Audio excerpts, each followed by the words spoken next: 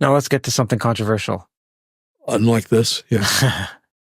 So, speaking of John, the first part of John, the Greek is often rendered, in the beginning was the Logos, or the Word, and the Logos was with God, and the Logos was God. Now, I just brought up this cup here. There's an event that I went to called O'Shaughnessy Ventures. They fortunately gave me a grant to work on something, and over there, someone else was given a grant. His name is Jonathan B. I'll put a link to his channel on screen and in the description as well. He was telling me, Curt, in that verse, in the Greek, there's something called pros, P-R-O-S. Prostantheon, yeah. Yes, right. And it implies a moving toward or a facing. Yeah. And that connotes something that's distinct. So most Christians think of Jesus as God, not just an aspect of God, but as God. And sometimes they'll even pray to Jesus. But this to me suggests that Jesus is not God. Now, in your translation, again, I'll put the link on screen to your work. You do a similar translation, except God is in capitals, and then at one point God is in lowercase. So walk us through John 1:1. Well, Inari logos, ke logos prostantheonin, ke logos theosin, or in. I'm trying to remember the order there, but it's actually theos logos. In come to think of it, it's a God. The word was or something, but it's not the word there. And I say a God because the actual distinction in the verse or at least that the verse seems to honor, although again, structures of predication have ambiguities in Greek. But ho theos, or ho theos, as you'd say in Erasmian Greek, the God is generally the privileged term for God Most High in the ancient world, and this is a convention in pagan and Jewish and Christian thought. And for Christians, I honestly believe in the New Testament, ho theos is always means God, in the sense of Father, right? But then it says the Logos. When it says the Logos was God, or God was Logos, the article is missing. There's no article, and this was the word God had a much greater elasticity in the antique world. It could be used. You'll find even, say, church fathers using the term when they're speaking of saints. John of Damascus will speak of saints as they, God. And of course, angels became angels were originally gods within a pantheon, within an Israelitic pantheon. And, there's just, and so here what you're having is an assertion not of necessarily co-equal identity, but of continuity.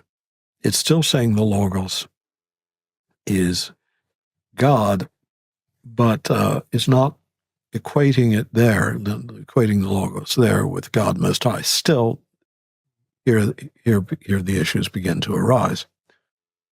And this is quite common right up through the 4th century in Christian thought. That's still a very strong, what's considered an orthodox strain of thought, small o, especially in the East, up until the Council of Nicaea, and after, for a long time afterwards, as a kind of what would used to be called a subordination ascension, that God Most High is God in the proper sense, the Father, and then the Logos is Defteros Theos. And you find this, say, in a Jewish thinker like Philo, but also Christian thing. If you can read, say, Eusebius before Nicaea, gives you a pretty clear notion of what many believe to be Orthodox Christianity, which there's not a co-equality. There's a continuity, but it's vague. It can even, in the case of, say, Arianism, be, the Son can be seen as created, and there's a kind of ambiguity between the notion of creation and generation. Genema and genema spelled slightly differently.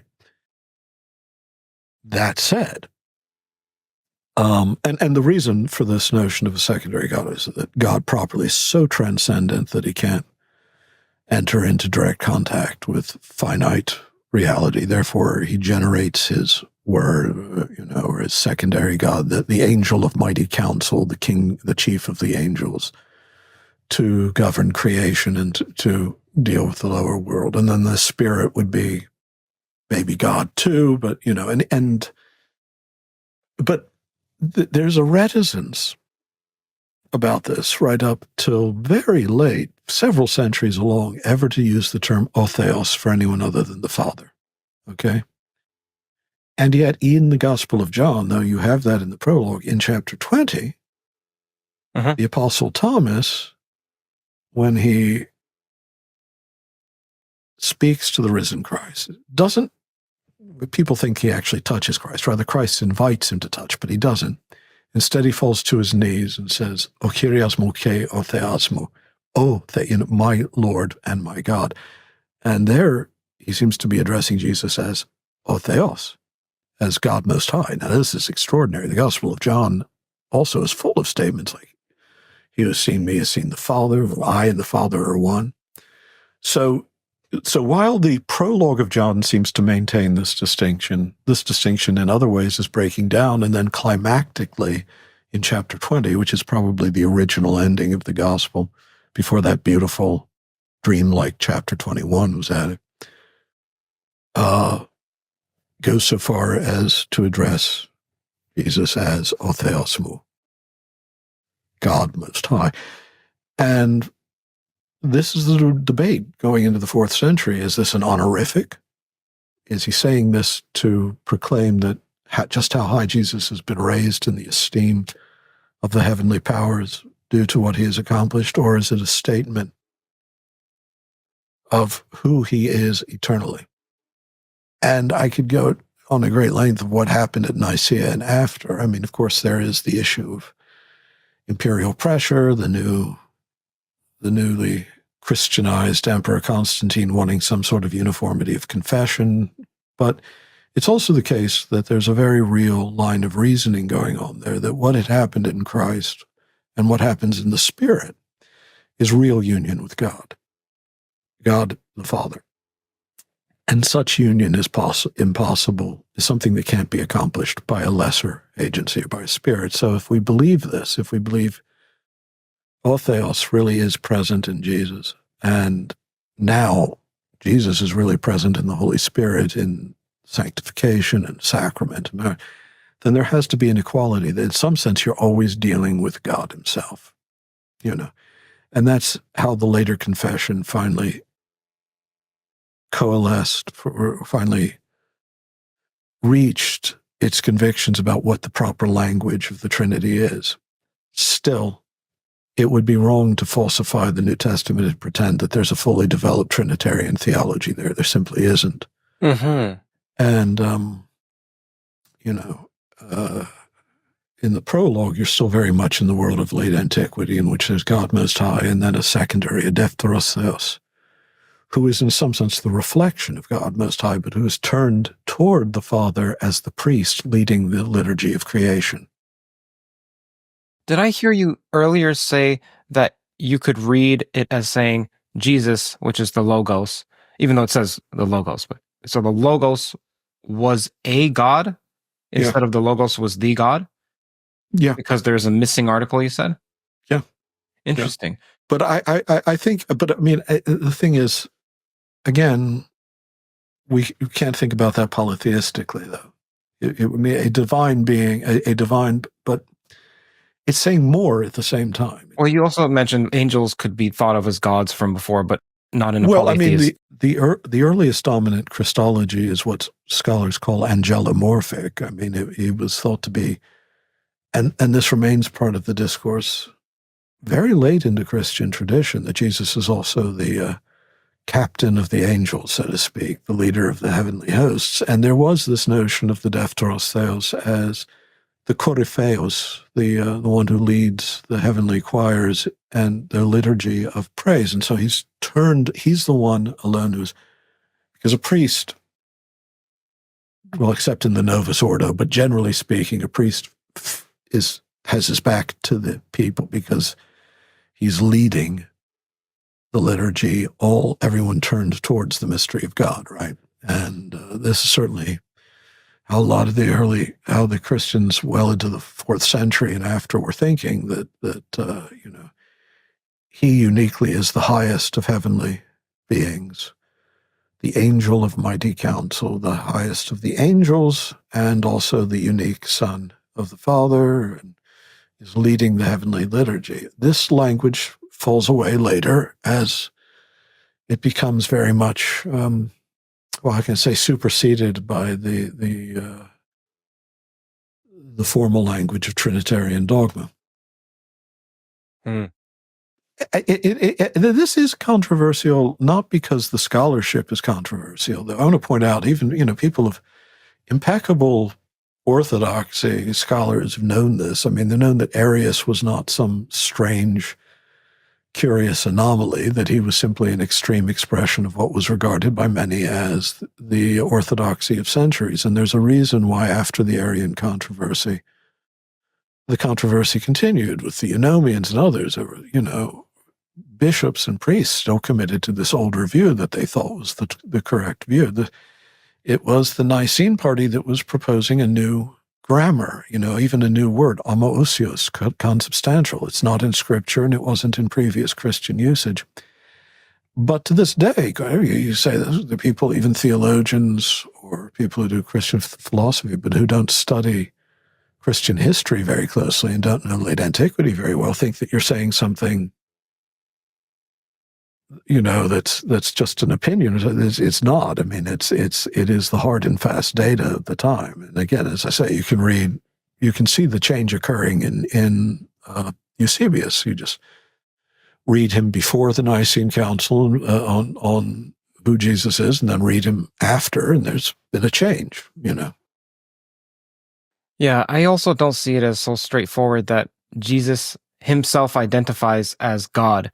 Now, in these examples, there's John, which is the first part is just some narrator saying that Jesus is God. And then there's Thomas who says, my God, as well as my Lord. But also when you see anything majestic, you go, my God. To me, it's just not so obvious. And also... yeah. Well, it could be a fervent expression of praise of God. I mean, that was one of the arguments of the past. Yeah, that was among those who said, well, that he's not addressing Jesus.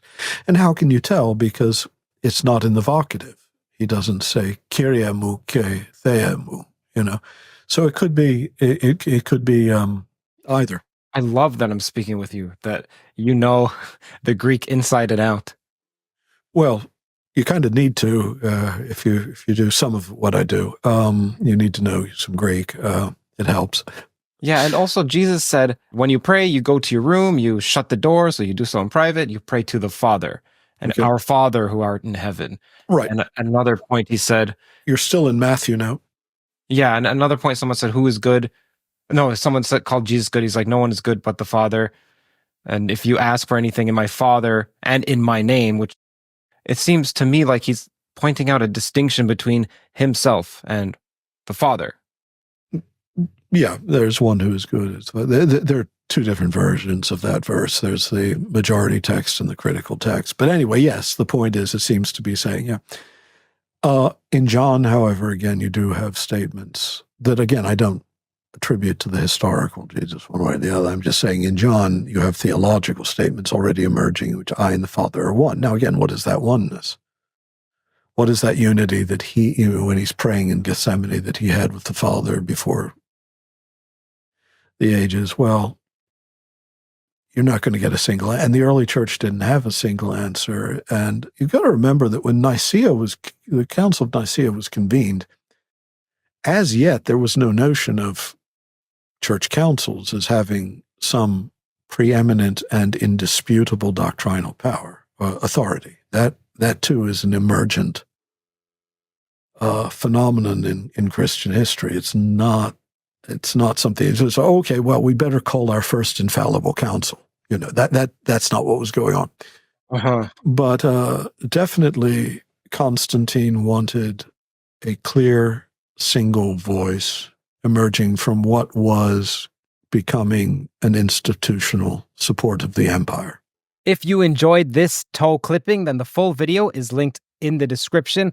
Don't forget to follow Theories of Everything with Curt Jaimungal on Spotify for exclusive content and in-depth discussions. Your support on Spotify helps us grow and to reach more curious minds like yours. Check out the link in the description and join the Quarto community on Spotify today. See you there.